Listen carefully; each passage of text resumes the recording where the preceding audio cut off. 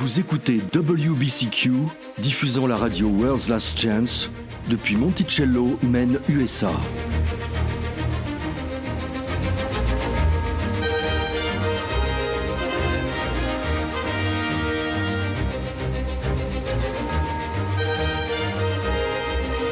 Crimes violents, troubles politiques, instabilité financière, tout indique une crise imminente, une crise sans précédent. Réglez votre fréquence sur Radio World's Last Chance pour découvrir comment vous préparer spirituellement à ce qui nous attend. Radio WLC prépare un peuple pour le retour très proche du Sauveur.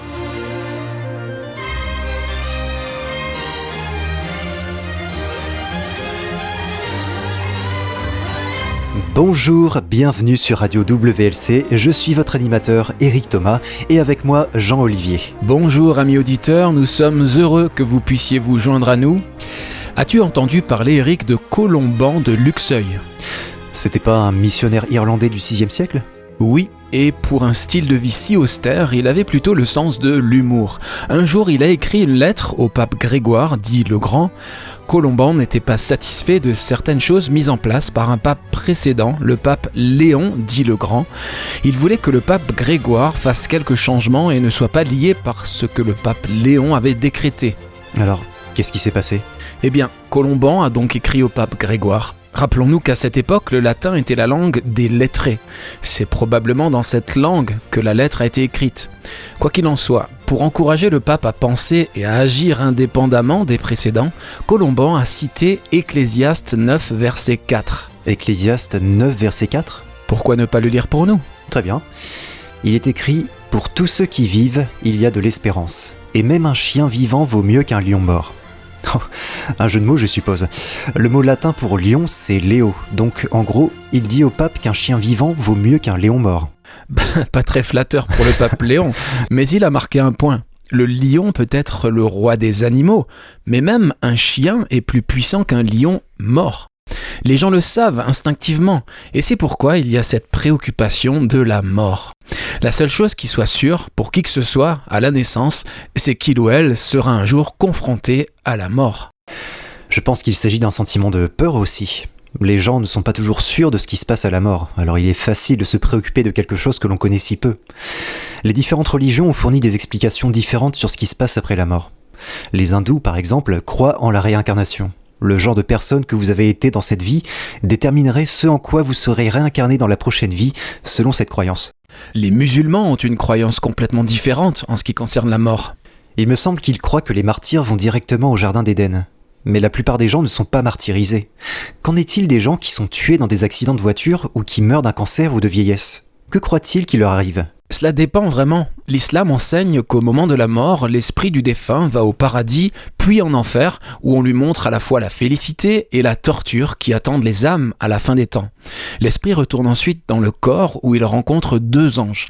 Ces anges ont une apparence terrifiante. Ils organisent une épreuve rapide pour tester la foi du musulman. Si l'esprit du musulman décédé peut répondre correctement à leurs questions, et c'est l'essentiel, s'il n'a pas commis de péché, il n'a rien à craindre. Sa tombe est transformée en un lieu luxueux qui rend plus confortable la longue attente jusqu'au jugement final. Et que se passe-t-il si sa foi n'est pas parfaite ou s'il avait des péchés ? Eh bien, ce n'est pas très bon. La tombe devient oppressante et contraignante. Elle se remplit et fait pression sur le corps du défunt qui le ressent. Au fur et à mesure que le corps se décompose et que la cage thoracique s'affaisse, les vers commencent à grignoter le corps en décomposition, causant d'horribles douleurs. C'est plutôt effroyable comme perspective consciente.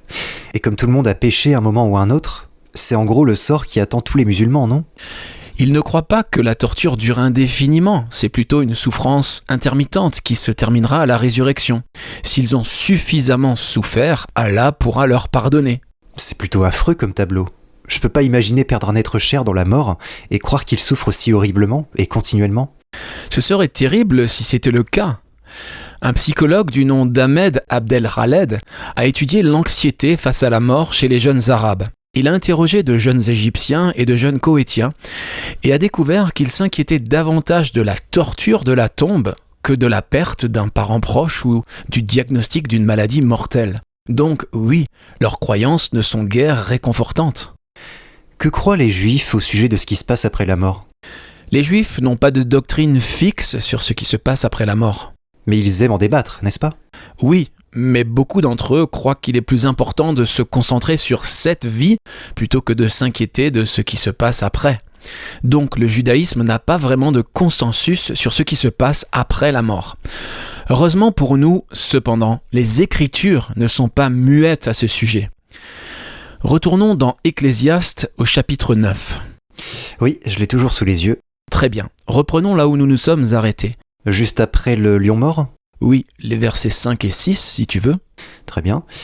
Il est écrit « Les vivants, en effet, savent qu'ils mourront, mais les morts ne savent rien, et il n'y a pour eux plus de salaire, puisque leur mémoire est oubliée. Et leur amour, et leur haine, et leur envie ont déjà péri. Et ils n'auront plus jamais aucune part à tout ce qui se fait sous le soleil. » Voici ce que l'Écriture dit de la mort. Les vivants savent qu'ils mourront. Ils ont la conscience de leur existence actuelle et l'attente logique qu'un jour ils mourront.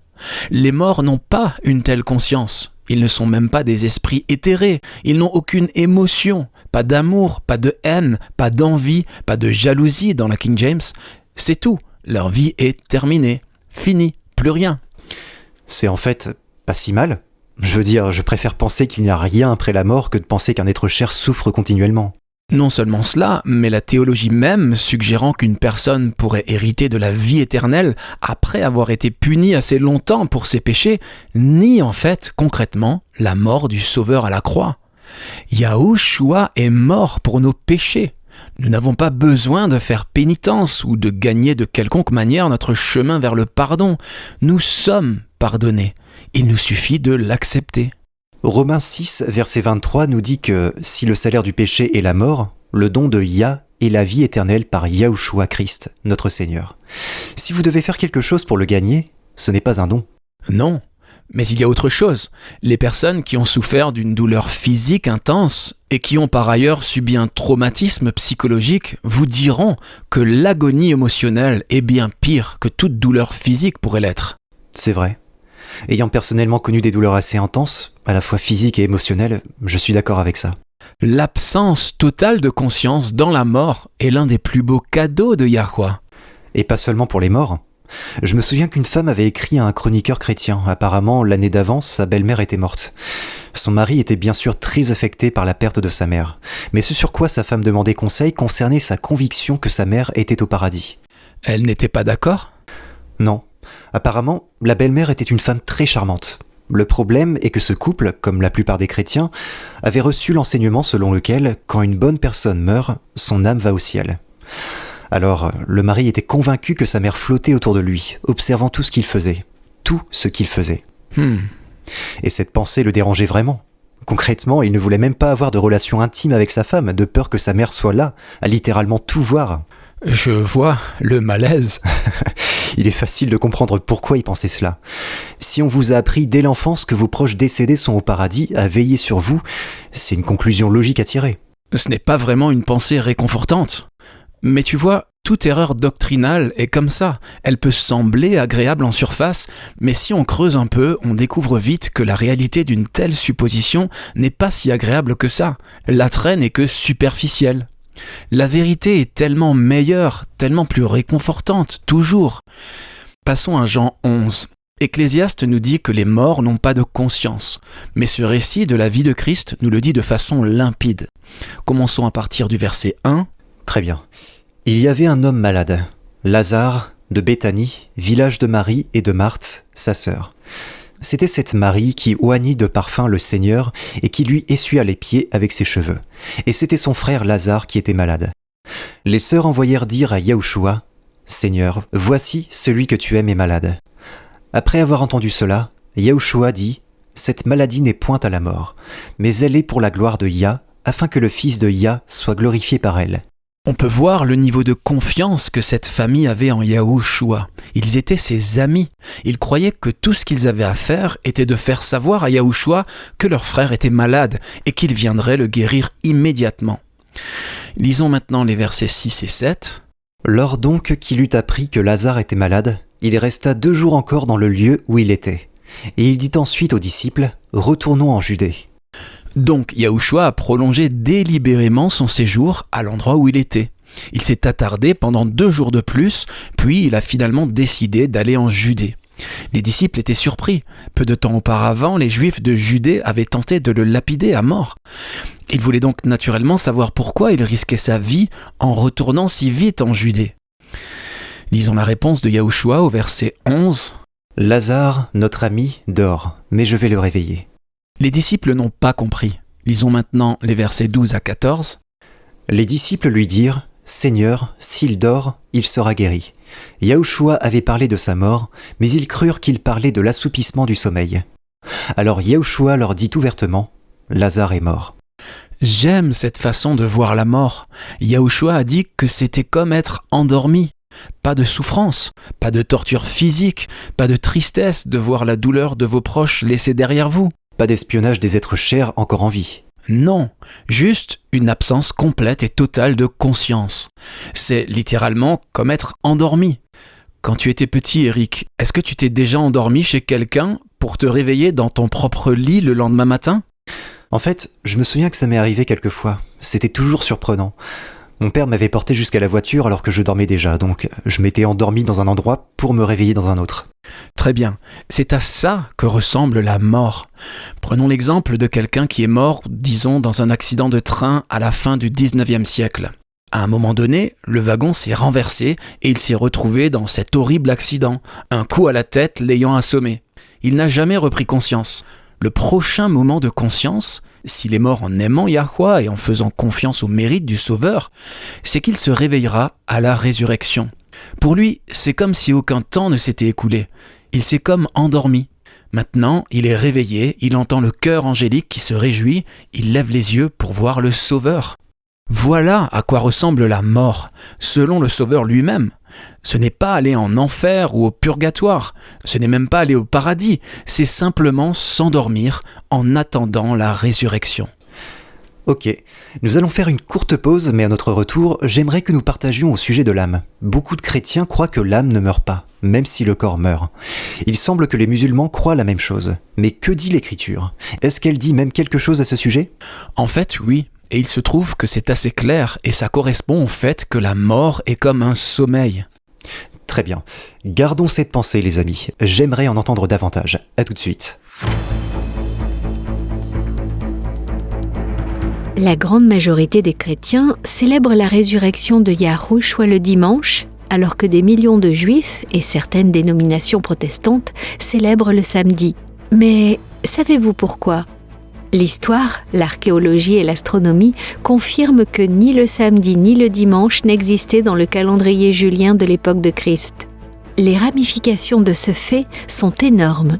Cela signifie que Yahushua n'a pas pu être ressuscité un dimanche et que le samedi moderne n'est pas le sabbat biblique.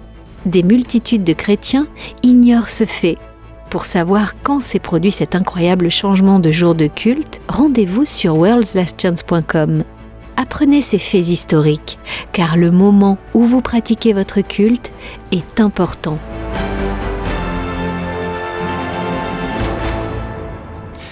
J'aimerais entendre ce que la Bible dit à propos de l'âme. Le sommeil de l'âme qui est en opposition à l'idée d'une âme immortelle. Vous ne pouvez pas avoir les deux, et il se trouve que la majorité des chrétiens croient que nous avons des âmes immortelles. Oui, mais la majorité a rarement, voire jamais, raison. Voyons ce que la Bible a à dire. Tournons-nous vers 1 Timothée chapitre 6. C'est un principe fondamental qui contredit absolument l'idée que tout être créé aurait une âme immortelle. Quel verset ? Lisons les versets 13 à 16. C'est une phrase assez longue. Typique de Paul. En effet. Mais c'est un passage important. Paul donne ici une description de Yahweh. Prêtons attention au mot immortalité et voyons ce qu'il a à dire à ce sujet. Je te recommande, devant Yahweh, qui donne la vie à toute chose, et devant Yahushua Christ, qui fit une belle confession devant Ponce Pilate, de garder le commandement et de vivre sans tache, sans reproche, jusqu'à l'apparition de notre Seigneur Yahushua Christ, que manifestera en son temps le bienheureux et seul souverain, le roi des rois et le Seigneur des seigneurs, qui seul possède l'immortalité, qui habite une lumière inaccessible, que nul homme n'a vue ni ne peut voir, à qui appartiennent l'honneur et la puissance éternelle. Amen. Ne vous laissez pas distraire par la référence de Paul à Yahushua ici. Ce n'est pas de lui qu'il parle. Il parle ici de Yahweh qui demeure dans une lumière inaccessible que nul homme n'a vue ni ne peut voir. C'est de lui qu'il s'agit ici. As-tu entendu, Eric, la référence à l'immortalité ? Oui, ça nous dit que Yahweh est le roi des rois et le seigneur des seigneurs qui seul possède l'immortalité. On ne peut pas être plus clair que ça. En effet, on ne peut pas être plus clair. Yahweh est notre créateur. Il est la force vitale à l'origine de tout ce qui existe. Cela n'insiste pas ici sur le fait que Yahweh existe par lui-même. C'est le cas, il est auto-existant. Mais ce n'est pas le sujet de ce qui est dit ici. Ce qui est dit ici, c'est que seul Yahweh est immortel. Et cela donc signifie quoi ? Que personne d'autre ne l'est à part lui. Personne d'autre ne l'est, en effet. Ce verset à lui seul suffit pour établir que l'âme humaine n'est pas immortelle, car l'Écriture dit que seul Yahweh possède l'immortalité. Qu'a dit le serpent à Ève ? Vous ne mourrez pas. Même si Yahweh avait dit qu'il mourrait s'il péchait. Dire qu'un être humain a une âme immortelle, c'est simplement répéter ce que Satan a dit à Ève dans le jardin d'Éden. Alors, qu'est-ce que l'âme ? Très bien, regardons cela. Prenons Genèse 2. Dans Genèse 1, il est simplement dit que Yahweh a créé la race humaine. Mais ici, dans Genèse 2, nous avons une explication plus détaillée de la façon dont il l'a fait. Lisons le verset 7. Yahweh Elohim forma l'homme de la poussière de la terre, il souffla dans ses narines un souffle de vie, et l'homme devint un être vivant. Le mot traduit ici par souffle vient d'un mot hébreu qui signifie un souffle de vent, un souffle vital ou même une inspiration divine.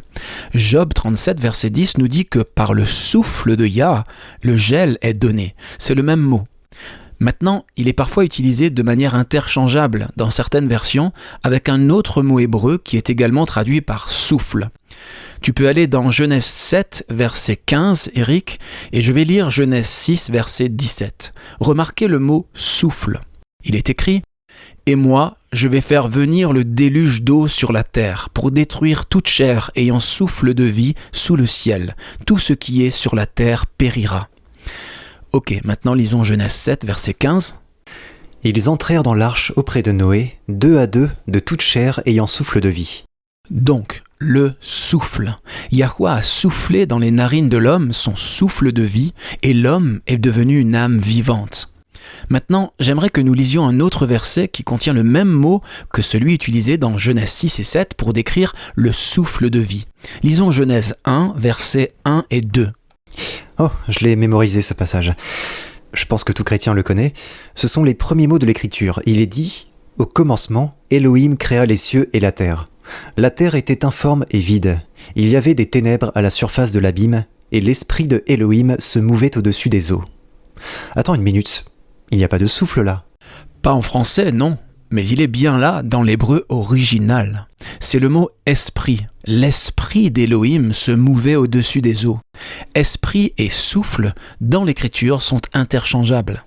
C'est vraiment beau, parce que dans Ésaïe 55, il y a cette belle explication de la puissance qui est contenue dans la parole de Yah. Il est dit que c'est comme la pluie, qui a le pouvoir de faire fleurir et pousser les semences de la terre. Pourquoi ne pas le lire pour nous ? Très bien. Donne-moi juste un instant pour le trouver. Nous y voilà. C'est Ésaïe 55, les versets 8 à 11. Écoutez ça, il est écrit « Car mes pensées ne sont pas vos pensées, et vos voix ne sont pas mes voix, dit Yahweh. Autant les cieux sont élevés au-dessus de la terre, autant mes voix sont élevées au-dessus de vos voix, et mes pensées au-dessus de vos pensées. Comme la pluie et la neige descendent des cieux, et n'y retournent pas sans avoir arrosé, fécondé la terre, et fait germer les plantes, sans avoir donné de la semence au semeur, et du pain à celui qui mange, ainsi en est-il de ma parole qui sort de ma bouche. Elle ne retourne point à moi sans effet, sans avoir exécuté ma volonté et accompli mes desseins. » Ce que cela signifie, c'est que la parole de Yah elle-même contient le pouvoir de faire ce qu'il dit. Et savez-vous pourquoi ? Parce que sa parole est portée par son souffle, ce même souffle qui a été insufflé dans les narines de l'homme pour qu'il devienne un être vivant. C'est pourquoi dans le récit du déluge, il est question de toute chair ayant souffle de vie. Il faut un corps physique plus le souffle de Yah pour former une vie consciente. Sans cette combinaison, Vous n'avez pas de pensée consciente, vous n'avez pas d'âme vivante. Alors, de quel mot hébreu vient le mot âme ? Y a-t-il une corrélation entre les deux ? C'est une bonne question et la réponse est oui, il y en a une. Où est-il dit que l'homme est devenu un être vivant ou une âme vivante selon les versions ? Le mot âme ici vient du mot hébreu nefesh. Qu'est-ce qu'il signifie ? Il signifie littéralement une créature qui respire. Lisons la définition du dictionnaire Strong élargi des mots de la Bible, c'est le numéro 5315. Allons-y. Très bien. Il est dit, je cite, « Nefesh signifie âme, soi, vie, personne, cœur ». La signification de base vient de sa forme verbale nafash, faisant référence à l'essence de la vie, l'acte de respirer, de prendre de l'air. Très bien, donc la signification de base fait référence à l'acte de respirer. Est-ce qu'on respire quand on est mort ? Non. Donc non seulement Yah seul a l'immortalité, mais nos âmes n'existent que lorsque ce souffle de Yah est dans un corps physique. Il n'y a aucune vie après la mort, tant que Yah ne redonne pas son souffle à l'individu à la résurrection. Alors que se passe-t-il précisément à la mort ? Eh bien, laissons la Bible répondre à cette question. Regardons le chapitre 12 d'Ecclésiaste. C'est le dernier chapitre du livre de l'Ecclésiaste, écrit à la fin de la vie de Salomon. Commençons verset 1. « Et souviens-toi de ton Créateur dans les jours de ta jeunesse, avant que soient venus les jours mauvais, et avant qu'arrivent les années dont tu diras, je n'y prends point de plaisir. » Voilà le résultat de l'expérience de vie de Salomon. Souviens-toi de Yahweh quand tu es jeune. Maintenant, lisons les versets 6 et 7. Il nous dit ce qui se passe à la mort. « Souviens-toi de ton Créateur avant que le cordon d'argent ne se détache, que le vase d'or ne se brise, que la cruche ne se casse à la source et que la poulie ne tombe, rompue, dans le puits, avant que la poussière ne retourne à la terre, comme elle y était, et que l'esprit ne retourne à Elohim, celui qui l'a donné. » Alors, qu'est-ce qui arrive à l'esprit quand une personne meurt ? Il retourne à Yahweh qui l'a donné. C'est exactement le même mot utilisé dans Genèse 1, verset 2, qui dit que l'esprit d'Élohim se mouvait à la surface des eaux. Sans l'esprit ou le souffle de Yahweh, il n'y a aucune conscience. Point. C'est en fait une pensée réconfortante. Quand tu meurs, il n'y a pas de souffrance.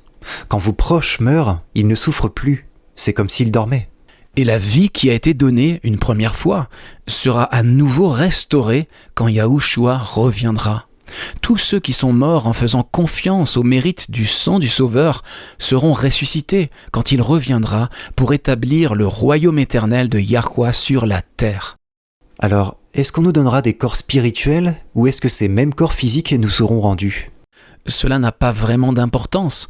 Paul appelle cela un mystère. Ce qu'il faut retenir, c'est que notre caractère, notre personnalité, l'essence même de qui nous sommes, nous sera rendue. Lisons-le. C'est 1 Corinthiens 15, versets 51 à 53. Il est écrit « Voici, je vous dis un mystère. Nous ne mourrons pas tous, mais tous nous serons changés, en un instant, en un clin d'œil, à la dernière trompette.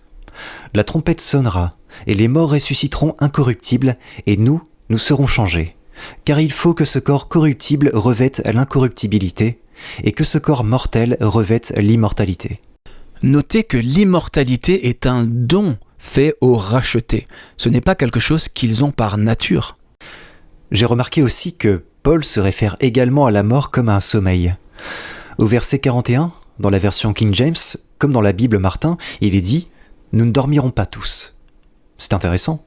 Encore une fois, l'immortalité est un don, un cadeau qui ne sera pas donné avant le retour de Yahushua. C'est quelque chose que Job avait bien compris. Nous savons comment ses amis sont venus pour lui remonter le moral. Oui, de piètres consolateurs. C'est ça. Ils n'ont pas vraiment été d'une grande aide, n'est-ce pas ? Job aspirait à la mort. Et même s'il désirait ardemment que sa vie de souffrance prenne fin, il ne s'attendait pas à aller au ciel immédiatement. Passons à Job 19 et lisons les versets 25 à 27. Job déclare assez explicitement que son corps se décomposera dans la tombe. Oui, je me souviens de ce passage. Une déclaration de foi si incroyable et si forte. Il est écrit « Mais je sais que mon Rédempteur est vivant, et qu'il se lèvera le dernier sur la terre. Quand ma peau sera détruite, il se lèvera. Quand je n'aurai plus de chair, je verrai Yah. Je le verrai, et il me sera favorable. Mes yeux le verront, et non ceux d'un autre. Mon âme languit d'attente au-dedans de moi. » Remarquez que si Job faisait confiance à Yahweh pour le ressusciter et vivre à nouveau sur la terre, il ne s'attendait pas à ce que ce soit immédiatement après sa mort. En fait, il ne s'attendait pas du tout à ce que cela se produise avant beaucoup plus tard, longtemps après que son corps soit redevenu poussière. Tous ceux qui sont morts en ayant confiance dans les mérites du sang de Yahushua seront ressuscités pour vivre et régner avec lui pendant 1000 ans sur la terre renouvelée. Très bien. Parlons un instant de ceux qui persistent dans la rébellion. Si nous n'avons pas d'âme immortelle, cela signifie qu'il n'y a pas d'enfer brûlant éternellement. Exact. Une telle hérésie est diamétralement opposée au caractère d'amour divin. Et la Bible dit clairement dans 1 Jean 4, verset 8, que Yahweh est amour. Mais plus que ça, brûler éternellement en enfer est toujours une vie éternelle. Ce n'est peut-être pas une vie éternelle que quiconque souhaite, mais c'est quand même une vie éternelle. Tu as mentionné, Eric, tout à l'heure, Romains 6, verset 23. Oui, le salaire du péché, c'est la mort, mais le don gratuit de Yah, c'est la vie éternelle en Yahushua Christ, notre Seigneur. Le salaire du péché, c'est la mort. Ce n'est pas la vie éternelle dans les tourments. De plus, le don de Yah, c'est la vie éternelle. Une vie éternelle dans les tourments n'est pas un don, ce n'est pas un cadeau. C'est sadique, c'est cruel et maléfique. C'est ce que Satan ferait, jamais Yah. Passons maintenant à Apocalypse 20. À la fin du millénaire qui suivra le retour de Yahushua sur terre, tous ceux qui auront persisté obstinément dans la rébellion seront confrontés au trône du jugement de Yah. Lisons à ce sujet, Apocalypse 20, versets 11 à 15. « Puis je vis un grand trône blanc, et celui qui était assis dessus. La terre et le ciel s'enfuirent devant sa face. Et je vis les morts, les grands et les petits, qui se tenaient devant le trône. Des livres furent ouverts, et un autre livre fut ouvert, celui qui est le livre de vie. Et les morts furent jugés selon leurs œuvres, d'après ce qui était écrit dans ces livres. La mer rendit les morts qui étaient en elle. La mort et le séjour des morts rendirent les morts qui étaient en eux. Et chacun fut jugé selon ses œuvres. Et la mort et le séjour des morts furent jetés dans l'étang de feu. C'est la seconde mort, l'étang de feu. Quiconque ne fut pas trouvé écrit dans le livre de vie fut jeté dans l'étang de feu. » Encore une fois, la vie éternelle est la récompense donnée aux vainqueurs. Les perdus ne recevront pas ce don, ce cadeau, pas même dans les tourments. La mort est la récompense de tous ceux qui rejettent la miséricorde de Yahweh. Yahweh fera la seule chose qu'un Père miséricordieux puisse faire. Il permettra à ceux qui se sentiraient misérables dans le royaume de l'amour de cesser d'exister. C'est une déclaration puissante qu'à la fin, même la mort et le séjour des morts seront détruits. C'est une promesse. Plus de péché, donc plus de mort, plus de souffrance. Les mensonges de Satan n'apportent toujours que de la souffrance. Dans chaque acte de Yahweh, son amour éternel pour les pécheurs est révélé. Et dans la mort, ce n'est pas différent. La mort n'est qu'un sommeil. Et même les pécheurs, une fois qu'ils seront détruits dans le lac de feu, seront morts. Plus de souffrance, et certainement pas une souffrance éternelle. Non, c'est quelque chose de rêvé par le diable et attribué à Yah. Il est étonnant et merveilleux de constater que même lorsqu'il s'agit de la mort, l'amour de Yah transparaît toujours. Comment peut-on s'empêcher d'aimer un Dieu comme lui ? Restez à l'écoute les amis, dans un instant, c'est notre courrier des auditeurs.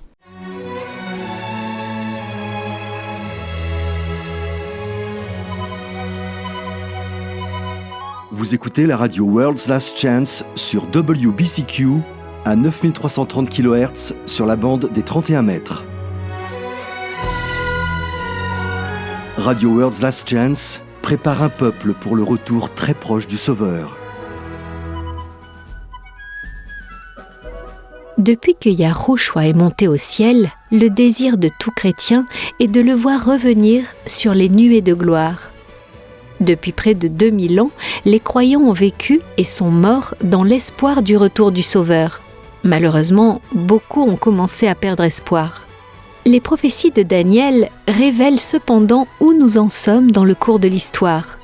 Daniel 12 nous donne en fait une chronologie des événements finaux.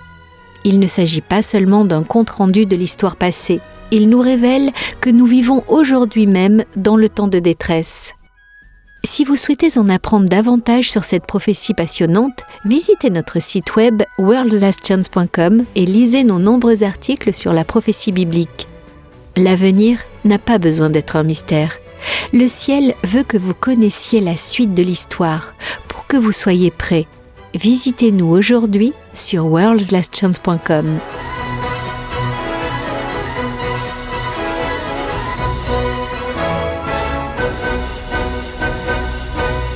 Très bien.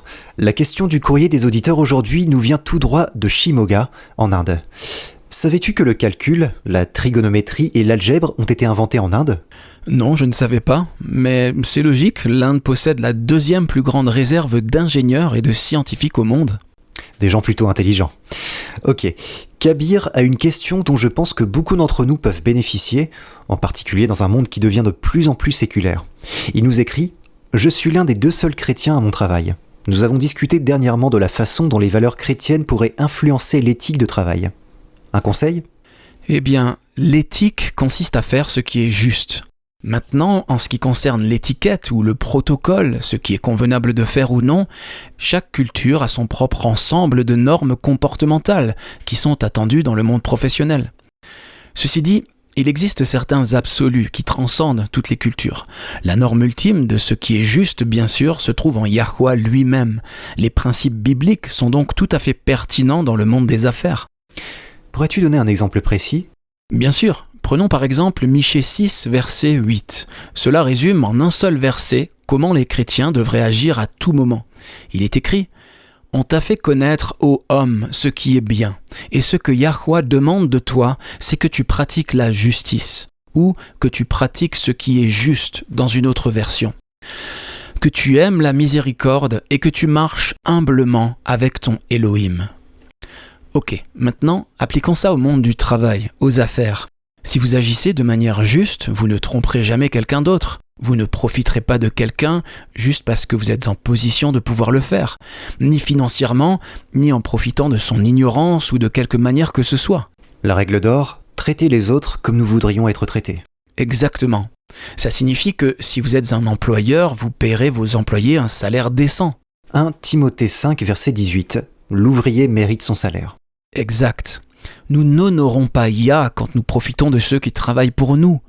De même, si vous êtes employé, vous donnerez à votre employeur une journée de travail honnête en échange de votre salaire. Vous traiterez vos clients et vos collègues avec considération, courtoisie et respect. Si vous passez un accord ou signez un contrat, vous honorerez cet accord, vous honorerez ce contrat. J'ai lu un certain nombre de versets dans les Écritures où la Bible parle des faux poids et mesures. Oui. Qui voudrait être trompé au sujet d'un prix juste ? C'est de cela que parlent les faux poids et mesures. Si vous avez acheté quelque chose, comment vous sentez-vous si, en rentrant chez vous, vous découvrez qu'on vous a trompé et qu'on ne vous a pas donné à la hauteur de ce que vous avez payé ? Non seulement c'est de la tromperie, mais ce ne sont pas de bonnes pratiques d'affaires ni commerciales. L'honnêteté, l'intégrité, le respect des contrats, le travail soutenu, ce sont tous des principes pratiques qui ont une grande importance sur le lieu du travail. En tant que chrétiens, nous devons aussi nous rappeler que nous représentons Yahweh dans le monde. Est-ce que nous l'honorons vraiment quand nous faisons des affaires juteuses et que nous profitons des autres juste parce que nous sommes en position de pouvoir le faire ? C'est un bon point. N'oublions jamais que, pour beaucoup de gens, nous serons le seul visage de Yahweh qu'ils verront jamais. La façon dont vous traitez vos employés et vos collègues, la façon dont vous parlez aux autres, révèle votre éthique. Allons au chapitre 4 de Philippiens et lisons le verset 8. Il contient des principes qui peuvent s'appliquer à tous les domaines de la vie. Au reste, frères, que tout ce qui est vrai, tout ce qui est honorable, tout ce qui est juste, tout ce qui est pur, tout ce qui est aimable, tout ce qui mérite l'approbation, ce qui est vertueux et digne de louange, soit l'objet de vos pensées.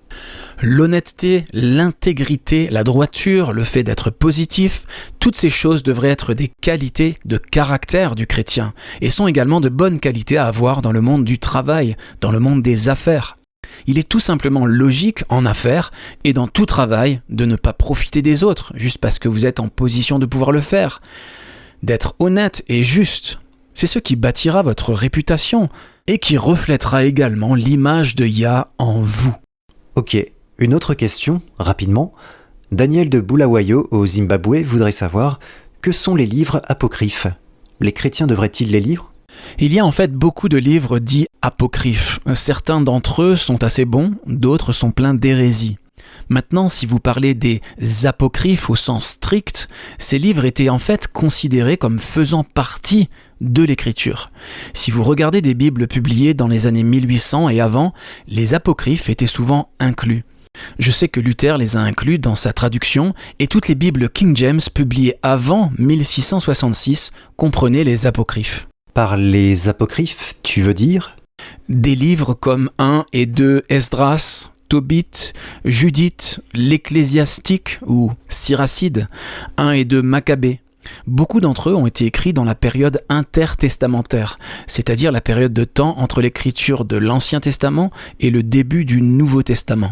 Alors, penses-tu que les chrétiens devraient les lire ? Je pense que certains d'entre eux sont très bons, oui.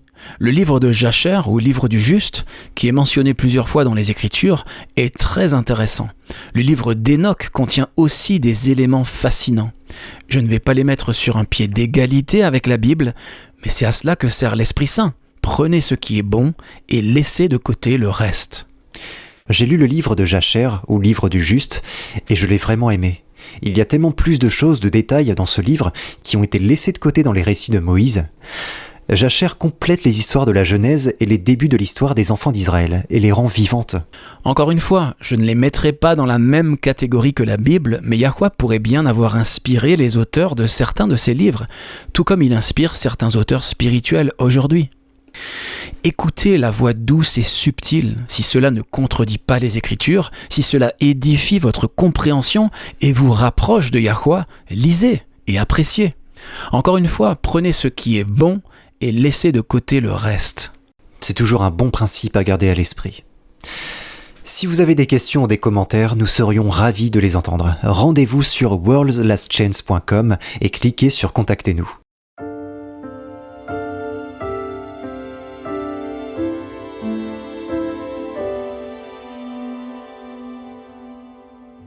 Vous écoutez Élise Blanc pour votre promesse quotidienne de la parole de Yah. Donald Sebold n'était pas étranger aux situations d'urgence.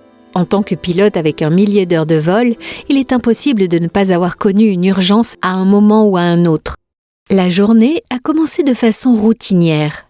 Donald était censé piloter un Orion P3 depuis la base aérienne de Kadena à Okinawa au Japon jusqu'à une installation navale appelée Diego Garcia au milieu de l'océan Indien.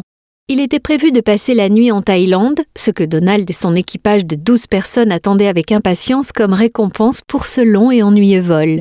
1 heure seulement après avoir quitté Okinawa, un témoin d'avertissement vert est apparu. Il ne s'agissait pas d'un problème grave, mais il indiquait qu'un de leurs moteurs pouvait avoir du carburant contaminé ou des filtres bouchés.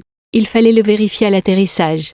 Comme la base aérienne de Thaïlande ne disposait pas des installations nécessaires pour effectuer la maintenance requise, Donald a décidé que la meilleure chose à faire était de détourner le vol vers un aérodrome de la marine aux Philippines. Le vol s'est bien déroulé, sans autre problème. Donald s'est demandé s'il ne s'agissait pas simplement d'un capteur défectueux. L'approche de la piste aux Philippines s'est également déroulée sans incident.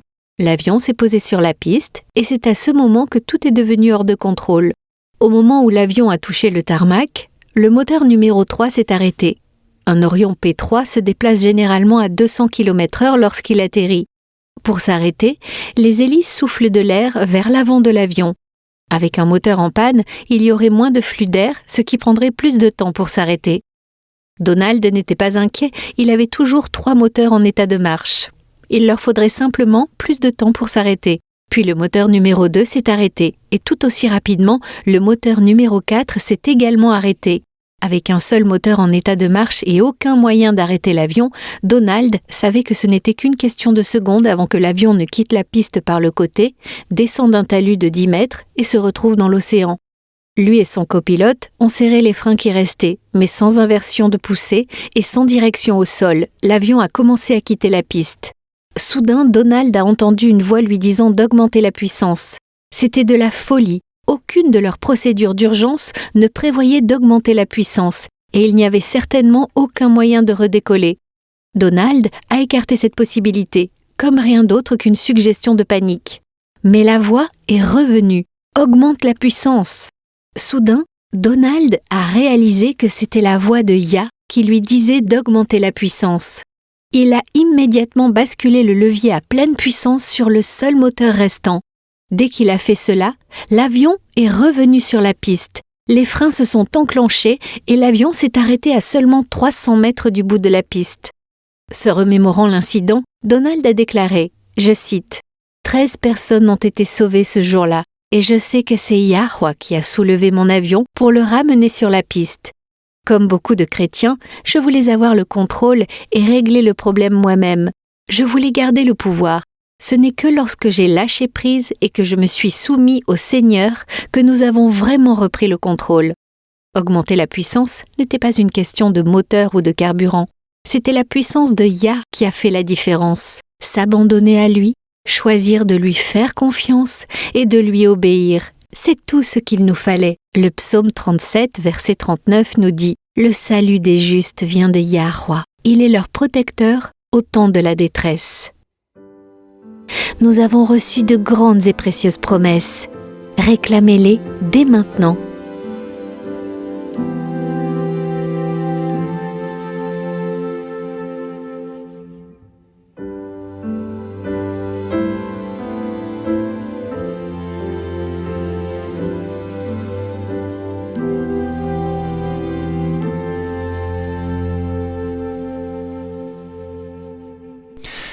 Je pense que tous ceux qui ont peur de ce qui se passe après la mort, en particulier ceux à qui on a enseigné que la tombe implique d'immenses souffrances, seront soulagés d'entendre que la mort est, comme Yahushua l'a dit, un sommeil.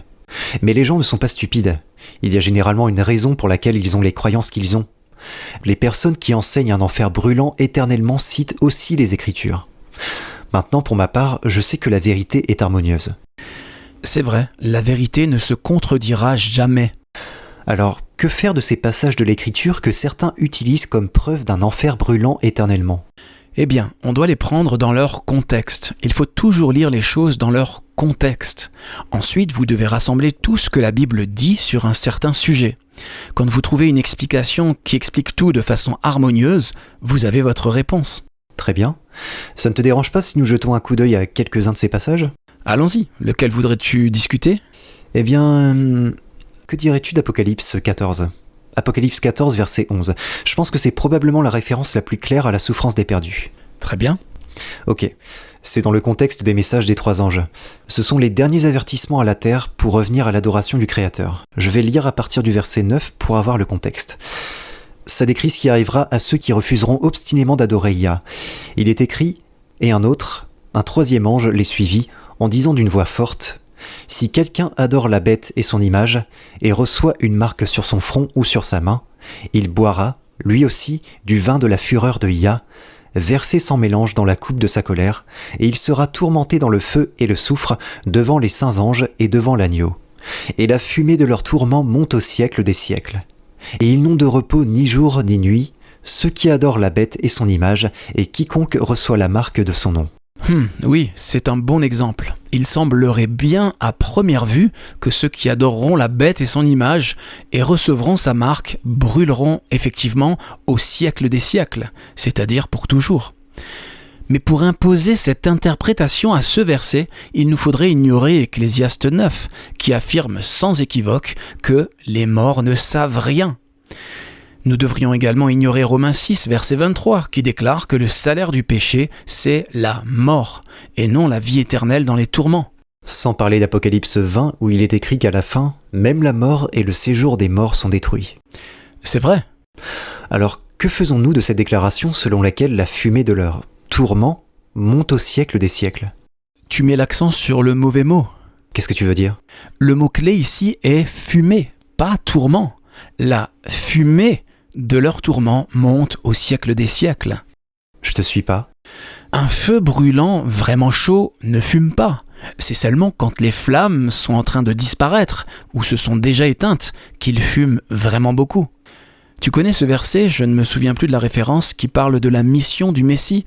Il est dit « Il ne brisera pas le roseau cassé et il n'éteindra pas la mèche qui brûle encore. Il annoncera la justice selon la vérité. » Oui, Ésaïe 42, verset 3. Très bien. Il n'éteindra pas la mèche qui brûle encore. Que dit la version King James à cet endroit ? Il n'éteindra pas le lin qui fume. D'autres versions disent « Il n'éteindra pas la flamme qui faiblit. Il n'éteindra pas la mèche qui fume encore. Il n'éteindra pas le lin qui brûle à peine. » Une mèche ou du lin qui brûle à peine, fumant, est une mèche qui est en train de s'éteindre. Dans sa mission de révéler Yah au monde, Yahushua a fortifié les faibles, il a guéri les malades, encouragé ceux qui avaient le cœur fragile. Il n'a donné aucun coup de pied à ceux qui étaient à terre, il n'a pas piétiné leur faible lumière vacillante. Encore une fois, quelque chose qui fume est quelque chose qui s'éteint, ou même qui s'est déjà éteint. Quand on pense au pire crime que l'on puisse commettre à l'encontre de son prochain, quelle a été la punition traditionnellement ? Nous parlons là du pire du pire. Quel châtiment a toujours été réservé au pire crime au courant de l'histoire ? Eh bien, la peine de mort. C'est correct. Aujourd'hui, la plupart des pays du monde l'ont interdite, mais aux dernières nouvelles, un peu plus de 50 pays ont encore la peine de mort dans leur livre de droit. La peine de mort a toujours été considérée comme la pire punition possible, en raison de ce qui est enlevé. La vie est enlevée. De nos jours, la plupart des condamnations à mort sont rapides et relativement indolores. Ce n'est pas la mort elle-même qui est la punition, c'est ce qu'on enlève à la personne.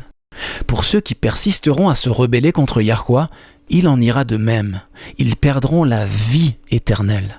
Voilà pourquoi la fumée de leur tourment s'élève au siècle des siècles. L'étang de feu, mentionné dans Apocalypse 20, verset 15, ne brûlera pas pour toujours, mais les résultats d'y être jetés seront éternels. Pourquoi ne pas le relire ? Apocalypse 20, les versets 14 et 15. Et la mort et le séjour des morts furent jetés dans l'étang de feu. C'est la seconde mort, l'étang de feu. Quiconque ne fut pas trouvé écrit dans le livre de vie fut jeté dans l'étang de feu. C'est la seconde mort. En d'autres termes, c'est la mort dont on ne se relève jamais, éternellement. La mort dont il n'y aura pas de résurrection, jamais. Une femme qui, disons, est morte en accouchant il y a 1000 ans, sera ressuscitée soit à la première, soit à la deuxième résurrection. Un guerrier qui a été tué au combat il y a, disons, 3000 ans, de même. Mais tous ceux qui mourront dans l'étang de feu seront morts pour toujours. Il n'y aura plus de future résurrection pour eux. C'est pourquoi Jean l'appelle la seconde mort. C'est magnifique. Je veux dire, ce n'est pas magnifique de parler de la mort, mais... Non, je vois ce que tu veux dire. Ce qui est magnifique, c'est la façon dont l'amour de Yahuwah s'exprime toujours et malgré tout, même pour ceux qui restent impénitents, ceux qui se joignent volontairement au diable dans sa rébellion. Eh bien, oui. Si vous pensez à la pire personne que vous connaissez, si vous pensez même aux pires personnes de l'histoire, des gens qui étaient comme le mal incarné et ont causé la souffrance de beaucoup d'âmes. Si on y pense, à quel moment, à travers les cycles incessants de l'éternité, justice sera rendue et plus aucune punition ne sera justifiée après ce point ? J'hésite à le dire, mais à quel moment Yah deviendrait-il semblable au mal qu'il déteste ? On ne peut brûler quelqu'un à l'infini pour les péchés commis au cours d'une seule vie et se déclarer encore juste. Ce n'est pas possible. Non, ce n'est pas la justice. Et la justice de Yahuwah va toujours de pair avec son amour. On ne peut pas séparer les deux. Allons dans Jérémie 9 et lisons les versets 23 et 24. Bien sûr, il est écrit « Ainsi parle Yahuwah, que le sage ne se glorifie pas de sa sagesse, que le fort ne se glorifie pas de sa force, que le riche ne se glorifie pas de sa richesse, mais que celui qui veut se glorifie d'avoir de l'intelligence et de me connaître. De savoir que je suis Yahuwah, qui exerce la bonté, le droit et la justice sur la terre. Car c'est à cela que je prends plaisir, dit Yahuwah. » Yahuwah exerce, il agit délibérément en accord avec les principes de la bonté. Il est juste et équitable. Tous ses actes sont justes. C'est dans ces choses qu'il prend plaisir. Il est vraiment le meilleur ami que chacun d'entre nous puisse jamais avoir. Notre temps est écoulé pour aujourd'hui, mais n'attendez pas pour faire cette réédition complète, les amis, pour vous abandonner à lui. Une éternité de joie attend tous ceux qui acceptent le don du salut de Yah. Nous espérons que vous pourrez vous joindre à nous demain, et d'ici là, souvenez-vous, Yahuwah vous aime, et vous pouvez compter sur lui faire confiance, en toute sécurité, car il en est digne.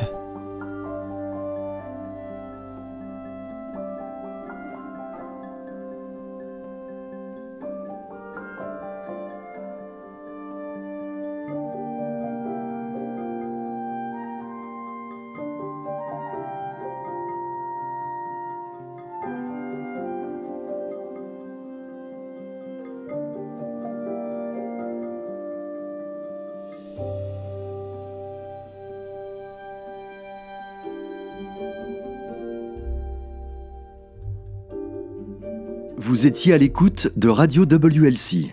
Cette émission, ainsi que les émissions précédentes de Radio WLC, sont disponibles en téléchargement sur notre site internet. Elles sont parfaitement appropriées pour être partagées avec des amis et pour des études bibliques. Elles sont également une ressource merveilleuse pour ceux qui adorent Yahuwah, seuls, en famille ou en groupe à la maison. Si vous souhaitez écouter les émissions de Radio WLC, rendez-vous sur notre site internet à l'adresse worldslastchance.com. Cliquez sur l'icône Radio WLC en haut à droite de la page d'accueil. Cela vous permettra de télécharger les épisodes dans votre langue préférée. Vous trouverez également des articles et des vidéos disponibles en plusieurs langues. Rejoignez-nous demain pour un autre message rempli de vérité sur WBCQ à 9330 kHz sur la bande des 31 mètres. Radio World's Last Chance prépare un peuple pour le retour très proche du Sauveur.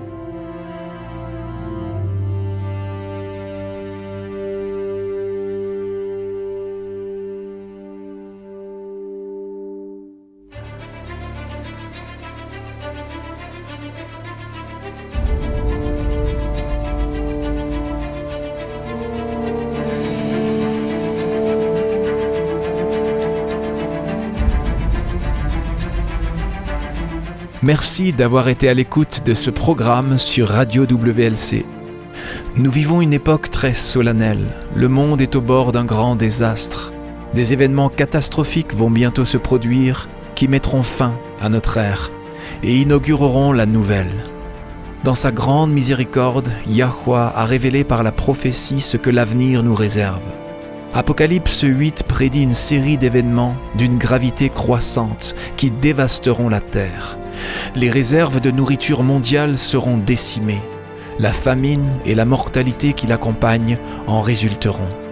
Les réserves d'eau potable de la terre seront également touchées. Apocalypse 9 nous révèle que des démons se feront passer pour des extraterrestres.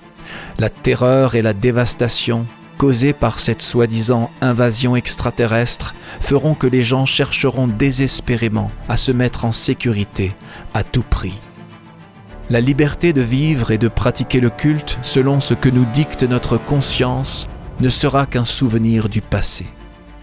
De nombreuses vies seront perdues au cours de cette série d'événements et lorsque la marque de la bête sera imposée, il y aura des martyrs.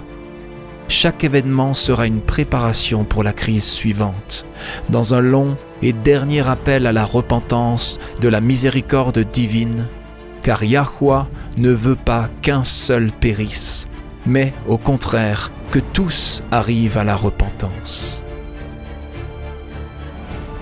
Peu de temps après les événements décrits dans Apocalypse 8 et 9, les 7 derniers fléaux s'abattront sur la terre.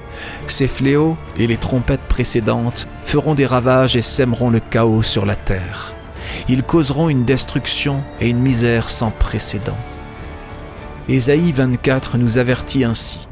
Oui, Yahuwah va dévaster la terre, il va la ravager, en bouleverser la surface, il en dispersera les habitants.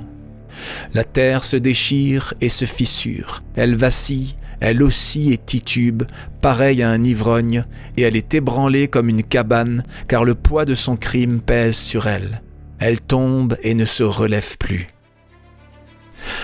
Pour les croyants, cependant, il y a de l'espoir. En décrivant la fin de notre époque, Yahushua a dit dans Luc 21, verset 28, « Quand ces événements commenceront à se produire, levez la tête et prenez courage, car alors votre délivrance sera proche. » Oui, la fin sera traumatisante, elle est censée l'être. Yahuwah veut sauver chaque individu qu'il peut sauver. C'est pourquoi il permet ce point culminant final pour réveiller les âmes.